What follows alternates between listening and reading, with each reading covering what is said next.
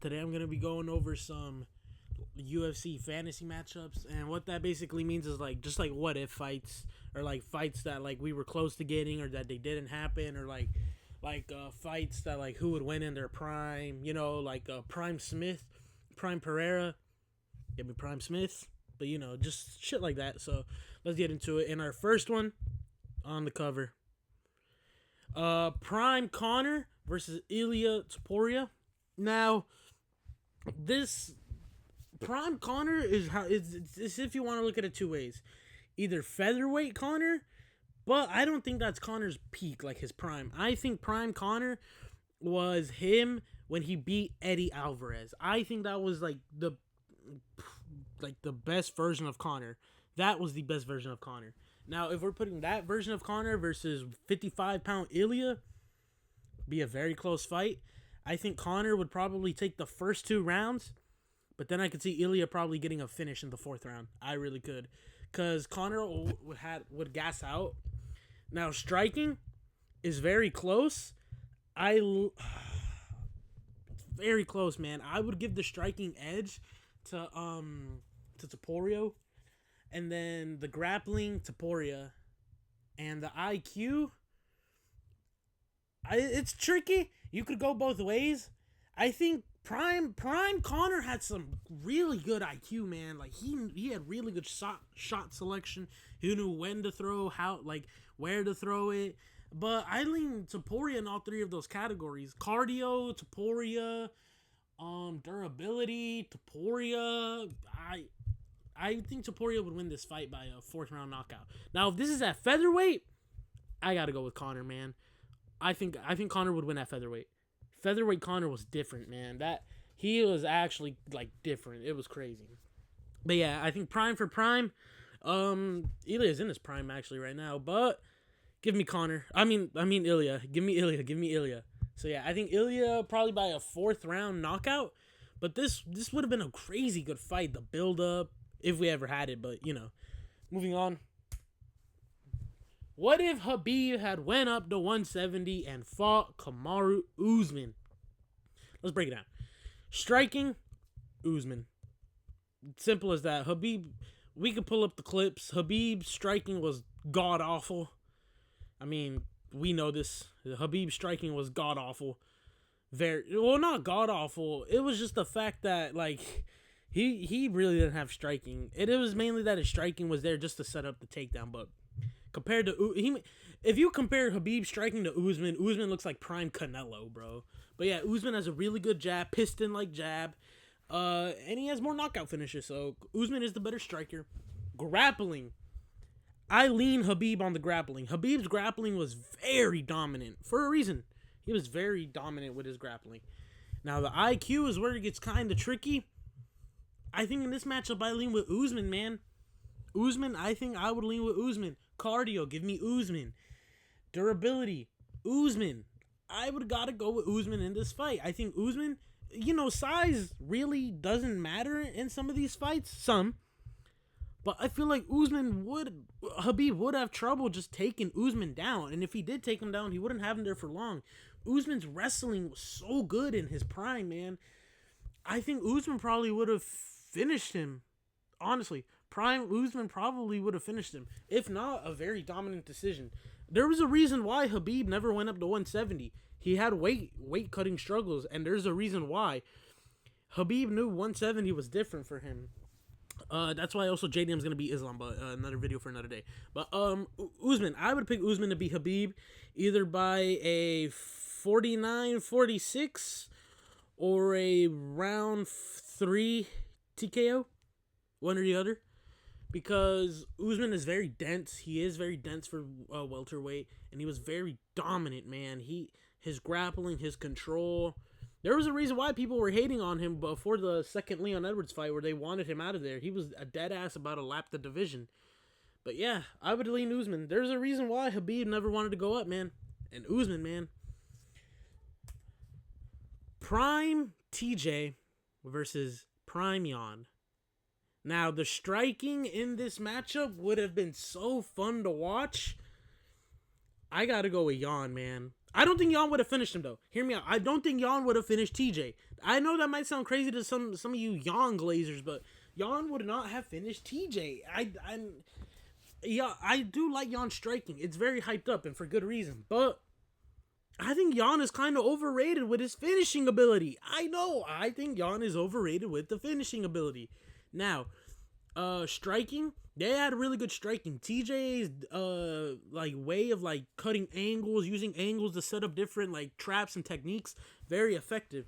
But Jan's bag is just so deep. The way he's able to like when he misses off of a check hook and just use that momentum to turn to like a spinning back kick, beautiful.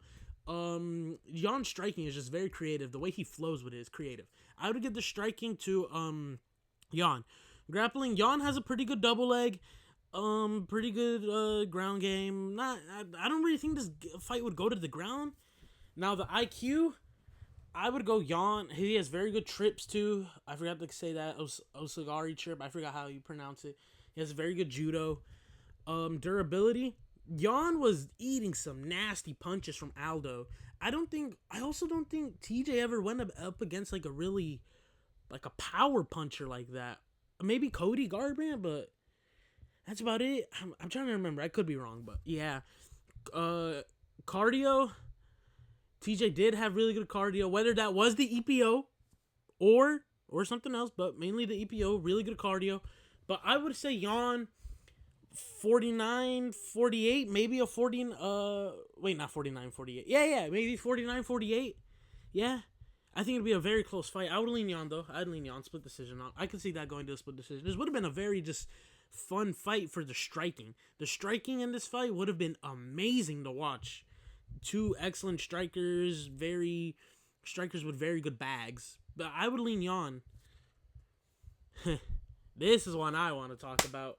Prime Volk versus Charles Oliveira. Volkanovski, 49-46, dominant decision. Charles only gets one round. End of the story. I mean, hot take. Cancel me. See if I care. Cancel me. Prime Volk. If the Volk that fought Islam fought the version of Charles coming off of the Gaethje performance, that would have been a beautiful fight to watch. I think Volk would have won. I think Volk would have beaten Prime Charles Oliveira. I think so. Prime Volk was able to like hang in there with Islam in the grappling. So in the pure grappling, I lean Charles just because of the threat of the submission. But Volk had really good takedown defense. Volk has the way better fight IQ, for sure. And pure striking, Volk has the better striking. His jab, his leg kicks, his combinations better than Charles. Charles always had that issue of just keeping the his hands close to his face, that shoot to box style, and it was always detrimental to him. That's why he always got caught on the chin when he fought Islam, when he fought Topuria, when he got dropped by Poirier, when he got clipped by Gaethje. I mean, at first you can say it was just an error, but if it happens 4 times, that's just a bad habit, man. I think Volk would have exploited that. And if the fight had went to the ground, I think Volk would have hung in there. I don't think Volk would have gotten submitted. I think Volk would have early on just started to establish his jab, get the leg kicks going. Charles would have tried to take him down. Volk would do good in stuffing majority of the takedowns. Volk would go in there. He would just start peppering him with some good punches, landing good combinations, going in and out. That leg kick. I think Charles probably would have. I think Charles for sure probably would have hurt him a bit. Charles is really good Muay Thai, but I don't think he would have finished him. And it really comes down to the grappling. Can Charles submit Volk? I don't think so. We saw Islam have Volk's back, and he wasn't able to submit him. And those Craig Jones specifics, man. I think Prime Volk would have beaten Prime Charles Oliveira 49-46. Yes. I think Prime Volk would have beaten a Prime Charles Oliveira. Now, that's not to say Charles Oliveira sucks or anything, but I think Volk could have gotten a second belt if Charles Oliveira was still the champ. It's something else for another day. But yeah, I think Prime Volk could have beaten Charles. Charles also, his fight IQ isn't anything compared to Volk's. That's not to say he's like a stupid fighter, but come on, man. Volk's fight IQ is unmatched. But yeah, this would have been a fun fight. Moving on. This would have been a fun fight. Now, we never saw Yoel at 205. So, caveat. This is a bit of a caveat. This would have to be at 185. And at 185, this fight, it comes down to two things. Can Alex Pereira knock out Yoel Romero? And can Yoel Romero take Alex Pereira down and hold him there? Now, let's break it down. In the striking, Pereira's the better striker. We've seen it. He knocks out Sean Strickland, finishes Adesanya. Who did he finish with the flying knee in his middleweight run? I forgot. We see the striking.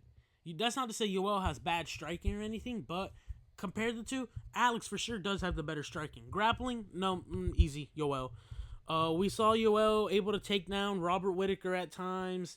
You know, he's a silver medalist. Really good just wrestling. He's big, very big for the division. IQ, it's kind of close. I think I would lean Pereira. Durability, Yoel Romero. Cardio, I would give it a Pereira. Well, Yoel was known for gassing out at 185. That's why he would always have to pace himself. We saw that especially in the Adesanya fight. Now, I don't think Alex can knock out Yoel. Because, you know, Yoel has his fucking neck infused to his spine. I don't think anybody can knock out Yoel. Or just rock him, really. Now, I think he'll hurt him for sure. Yoel's gonna feel it. I don't think Yoel's gonna be rocked or dropped, but he is gonna feel that stone hand for sure. Now, Yoel can take down Alex, but I don't see Yoel being able to just submit Alex, man. I really don't. I don't think Yoel can submit Alex if the fight goes to the ground. I really don't. I don't think we ever saw Yoel really submit anybody. Yoel had a really good flying knee. I'll say that. Yoel did have a pretty good flying knee. It really does come down to, can Alex knock out Yoel? I don't think Alex would have been able to knock out Yoel. You know, neck infused to his spine and whatnot. But I don't think Yoel really would have done much if the fight had gone to the ground. Honestly, in all honesty, this fight really could go to a draw. But for the sake of the video, 185, not 205. I think I gotta go with Yoel Romero, man. He was so dense for the division. Everybody always talked about when they hit him, it felt like hitting steel. I mean, Robert Whittaker said he felt like steel. Who else said when they punched him, they called him the Steel Man? I forgot, but yeah, man. And he would always rehydrate. He's so big for the division. They were both big for the division, but I think if I had to pick a winner, man, I think I would have to lean Yoel Romero. I really do. Yeah, very close fight though. I don't think Alex could really hurt him that bad. Maybe just, I don't know, man. This is just one of those fights where it's like, what if it did happen? Could Yoel have became a champion if these two fought for a belt? Who knows? That's why it's just one of those like more interesting fights, you know. But yeah, I think I would lean Yoel. Very close, 49-48. Very close. Maybe honestly even a draw. So yeah. Moving on. The final fight here, final fantasy matchup. What if John Jones didn't duck Francis Ngannou and they fought for the heavyweight title? Alright, let's break this down. Striking. Now, Jones did have some underrated striking. He has really good knees, really good kicks, good elbows. But Jones did always just lack boxing. Now, Ngannou has really good boxing. So, I think pure striking, I think I would lean Ngannou. Obviously, the power is a bit of a factor into that too. The grappling, John Jones. I think John Jones would have easily won the grappling wrestling department. IQ, John Jones. Very good fight IQ. Probably some of the best fight IQ in the entire sport. What else? Durability. Jones has never been knocked out. Neither had Ngannou, I don't believe so, in the UFC. I could be wrong, but they both have really good durability. Both at up to 265, they could weigh in. They would both be very durable. Cardio, I would have to give it to John Jones. We've seen him go 5 rounds. We've seen Francis Ngannou look tired after 5 rounds. I think I think Jones would have won this fight. I do. And I am a John Jones hater. That let's not get anything twisted here. I am a John Jones hater, but I do think he would have been able to have beaten a Francis Ngannou because I feel like Francis would just be looking for a big shot to end the entire fight, and Jones is high IQ. He could be able to take him down, keep him at range with the kicks, the oblique kicks, the stab kicks to the stomach, good elbows, shit like that. He would have been able to keep Francis at bay. He could be able to take down Francis at will. I feel like John Jones would have been able to take down Francis at will for sure. John Jones's fight IQ. We seen when Francis was just trying to land big shots when he fought Stipe the first time, how that went for him. Now, obviously, in the second fight, he knocked Stipe's lights out. But ever since then, we've seen calm, quote unquote, calm Ngannou, patient Ngannou. We see what happens when he fought Derek Lewis. He lost to Lewis. They both feared each other's power, but lost to Lewis. He took Cyril Gahn to a decision. And Cyril Gahn was able to take him down. What is John Jones gonna do to him on the ground? I think Jones probably would have won by probably a dominant decision. I don't think this would have ended in a finish. No, probably 4 rounds to 1. What, 49-46? Yeah. John Jones probably just would have been able to use his kicks and elbows very well.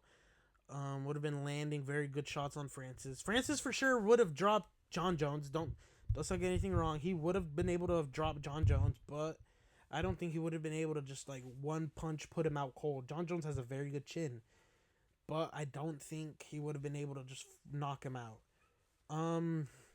Fight goes to the ground. I gotta give it to Jones there, man. That wrestling, very, very effective wrestling, very good judo.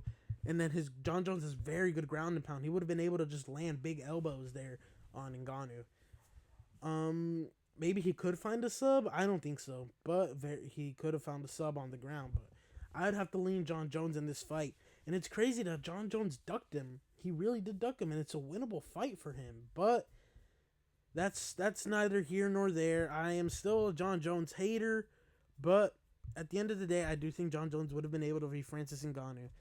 Those are my opinions on all of these fantasy matchups. Let's recap. I'm picking Jones. Close fight, but give me your well. Go Volk. Jan, Usman, and Topuria. Oh, and let's not forget Smith beats Prime Pereira. Prime Smith, probably on paper, he beats everybody, honestly. But yeah, those are my UFC fantasy matchups. So yeah, like, subscribe, and thank you.